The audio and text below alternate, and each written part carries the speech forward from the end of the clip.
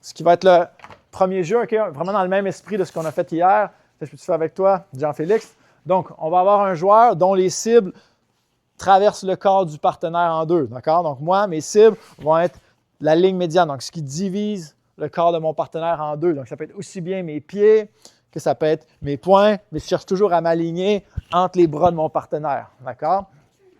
Si vous êtes, ah oui, autre chose, entre les jambes aussi. OK? Donc, entre les jambes, dans le milieu du corps. D'accord? Donc, je sépare le corps en deux. Moi, je suis celui qui vise dans le milieu du corps. Puis, on a un autre joueur qui, lui, de son côté, va viser plutôt l'extérieur. OK? Puis, il va viser le flanc aussi. OK? Donc, le flanc aussi. D'accord? Dès le début, vous pouvez utiliser vos pieds, vos mains. Et ensuite, pour les éléments de lutte. D'accord? Donc, dès le premier palier, vous avez les possibilités de lutter avec le partenaire. Quand vous cherchez à frapper le flanc, okay, vous cherchez à connecter des mains autour du bas du corps. Okay? N'importe où, le bas du corps. Quand vous frappez plutôt le milieu, okay, disons que c'est moi qui frappe le milieu, vous cherchez à connecter vos mains dans cet espace-là. Okay? Donc, si vous frappez plutôt le milieu du corps, l'espace entre les jambes, votre but, c'est de vous frayer un chemin entre les bras du partenaire pour venir connecter en haut des hanches. Si vous frappez plutôt le flanc, bien, vous êtes celui qui cherche les angles, puis vous êtes plutôt en train de connecter les mains en bas. Okay? Donc, le jeu se termine dans le premier palier quand quelqu'un connecte les mains. Deuxième palier, là, il s'agit d'entraîner le partenaire sur ses mains. OK? Ou tout simplement déconnecter une ou deux jambes pendant 3 secondes. D'accord? Donc, si je suis derrière mon partenaire, ça pourrait être quelque chose comme ça. Ça pourrait être quelque chose comme ça. Mettre ses mains à terre.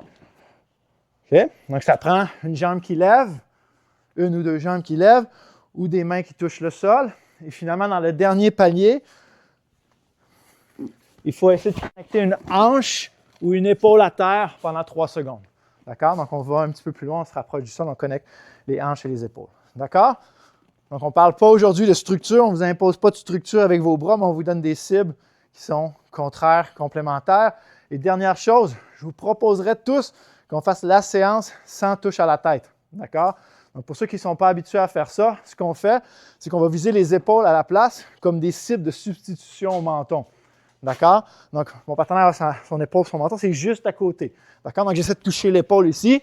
C'est vraiment important pour que ce type de contrainte-là fonctionne, que vous la preniez au sérieux puis vous n'essayez pas de vous faire toucher les épaules.